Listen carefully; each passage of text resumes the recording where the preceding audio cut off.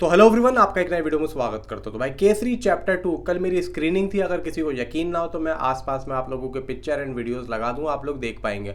और हो सकता है कि आप लोगों ने मुझे ट्विटर पे भी देख लिया, क्योंकि कल हमारे जो रिव्यूज़ थे, पब्लिक रिव्यूज़, वो काफ़ी ज़्यादा वायरल हो रहे थे ट्विटर पे। फिलहाल बात करते हैं कि मूवी है कैसी। देखो, मूवी को जो डायरेक्ट किया वो करण सिंह त्यागी ने किया है। मूवी के अंदर all over star cast Ananya Pandey, R Madhavan, Akshay Kumar, ये तीनों आप लोगों को मेन किरदार में दिखेंगे। इवन यहाँ पे प्रोड्यूसर है इसके धर्मा प्रोडक्शन, यानी कि करण जौहर। एक चीज़ मैं बताना चाहता हूँ कि एक मूवी का जो कॉन्सेप्ट होता है वो पूरा का पूरा दारोमदार होता है डायरेक्टर एंड प्रोड्यूसर पे। और जब तक इन दोनों की अगर बनी हुई है तो समझ लो मूवी एक अच्छा प्रोडक्ट बन के निकलेगी।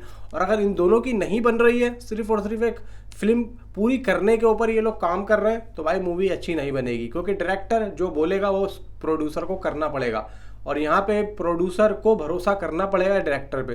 तो यहाँ पे आप लोगों को बता रहा हूँ कि दोनों ने एक दूसरे के ऊपर भरोसा किया, और करण सिंह त्यागी ने जो बोला, जैसे बोला, वो करण जौहर ने उनको पूरा करके दिया। और उसके बाद में जो मूवी आई वो हम लोगों के सामने थी। फिलहाल बात करते हैं मूवी है कैसी। देखो, मूवी का जो कॉन्सेप्ट है वो है जलियांवाला बाग पे। अब जलियांवाला बाग के किस्से हमने कई मूवीज में सुने हैं, देखे भी हैं, किताबों में पढ़े, लेकिन इतनी ज़्यादा गहराइयों में हम पहली बार इस चीज़ को देख और सुन रहे हैं। जिस तरीके से जलियांवाला बाग में उन लोगों को मारा गया, उसका क्या रीज़न था, जनरल डायर के मन में ऐसा क्या था जो उन्होंने इतने सारे लोगों को एक ही साथ में मरवा दिया, उनके मन में ऐसी क्या नफरत थी, ये सब इस मूवी के अंदर बताया गया है। जलियांवाला बाग का जो असली किस्सा है वो एक पर्सनल रीज़न था जनरल डायर का, ना कि एक प्रोफेशनल रीज़न।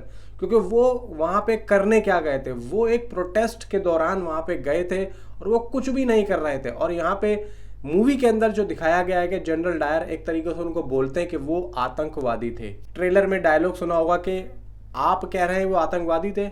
8 महीने 9 महीने के बच्चों के हाथों में कौन से ऐसे हथियार थे जिसको देख के आप लोग ये कह सकते हो कि वो आतंकवादी थे? बिल्कुल। अक्षय कुमार ने बारीकियों में जाके इस मूवी के अंदर जो काम करके दिखाया है शंकर नायर का, भाई साहब काबिले तारीफ है। फिर यहाँ पे नायर साहब की जो एक एक्टिंग करने की उन्होंने कोशिश की है, कहीं ना कहीं सफल साबित हो रहे हैं। फिर यहाँ पे डायरेक्शन जिस तरीके से हुई है, और डायरेक्टर यहाँ पे कहानी को लेके चला है शुरू से लेके एंड तक, कहीं पर भी आप लोग भटकोगे नहीं। आप लोग अगर इंटरवल होगा भी ना, और इंटरवल के लिए आप लोग बाहर भी जाओगे, तो आप लोग सोचोगे भाई जल्दी चल, कोर्ट रूम चालू हो चुकी है। क्योंकि जो सेकेंड हाफ स्टार्ट हो रहा है ना, वो एक्चुअली में एक मज़ेदार कोर्ट रूम ड्रामा हो रहा है। क्योंकि आर माधवन और अक्षय कुमार का जो यहाँ पे होगा ना लड़ाई वाला जो कोर्ट रूम में, भाई वो काफ़ी कमाल का है। और यही चीज़ आप लोगों को सेकंड हाफ में खींच के लाएगी जल्दी से। अगर आप पॉपकॉर्न या फिर कोल्ड ड्रिंक पी रहे हैं तो फटाफट आओगे भाग के, इतना मैं कह रहा हूँ। क्योंकि सेकंड हाफ स्टार्ट होते ही ज़बरदस्त कोर्ट रूम ड्रामा होगा आर माधवन और अक्षय कुमार के बीच में। फिलहाल फर्स्ट हाफ तक ये मूवी आप लोगों को बांध के इतनी ज़बरदस्त तरीके से रखेगी कि आप लोग ऐसा बोलोगे कि भाई साहब क्या ही मूवी है। क्योंकि डायरेक्शन बहुत ही ज़्यादा अच्छी है, सीन के हिसाब से बीजीएम ने बहुत ज़्यादा साथ दिया है। इवन यहाँ पे अनन्या पांडे ने जिस तरीके से अक्षय कुमार को मोटिवेट किया इस केस की तरफ खींच के लाने में, और भाई यहाँ पे उस बच्चे ने जो काम किया है, भाई साहब लाजवाब काम किया है, बहुत ही अच्छा काम किया है। और उस बच्चे ने एक एक दो दो अपने लाइनों में रुला दिया भाई साहब, बहुत ज़्यादा अच्छी डायलॉग डिलीवरी दी है। डायलॉग्स कहीं कहीं पे तो ऐसा गूज बम क्रिएट करते हैं, लेकिन कहीं कहीं पे कुछ ऐसे नॉर्मल से हो जाते हैं। मैं ये नहीं कहूँगा बेकार हो जाते हैं, नॉर्मल हो जाते हैं, लेकिन कहीं कहीं पे बहुत अच्छे डायलॉग है। जैसे कि उस बच्चे के डायलॉग है, फिर उसके पिता के डायलॉग जो कि लास्ट में आते हैं।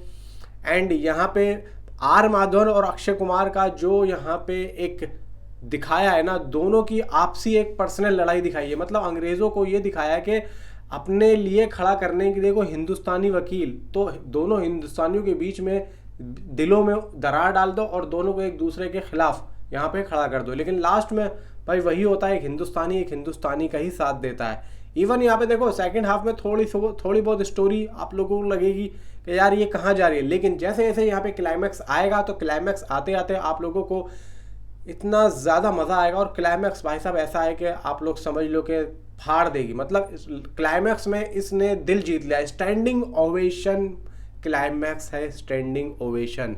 जो आप लोग अपने मन में इस मूवी को लेके चल रहे हो घर से कि मैं इस मूवी को देखने जा रहा हूँ, वो चीज़ आप लोगों को लास्ट में इतनी ज़बरदस्त तरीके से अपने आप को ये सोचने पर मजबूर कर देगी कि यार मैं कितना ज़्यादा नसीब वाला हूँ कि मैं इस मूवी को देखने आया।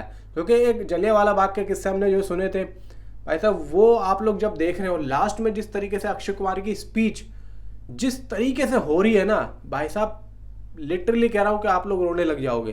क्लाइमैक्स इतना ज़्यादा ज़बरदस्त है, स्टैंडिंग ओवेशन 100% कह रहा हूँ मैं 100%। लास्ट में आप लोग ज़रूर दोगे क्योंकि हमने भी दी थी भाई, पूरी स्क्रीनिंग हमने देखी, लास्ट में हमने स्टैंडिंग ओवेशन दी। और यहाँ पे भाई लोगों को रोना आ गया, मतलब लास्ट वाले जो होता है ना 10-15 मिनट का जो वो सीन है भाई साहब, हिला के रख दिया।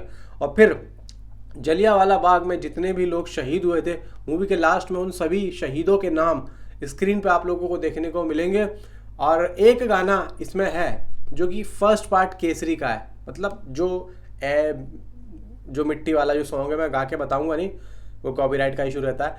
जब अक्षय कुमार जलियांवाला बाग जाते हैं और वहाँ पे जब देखते हैं कि दीवारों पे और ज़मीन पे जो खून की छींटें पड़ी हुई हैं, फिर वहाँ पे वो केसरी का गाना आता है, वो सीन एक ऐसा सीन है कि आप लोगों को झंझोड़ के रख देगा।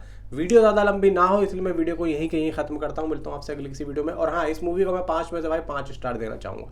Thanks for watching.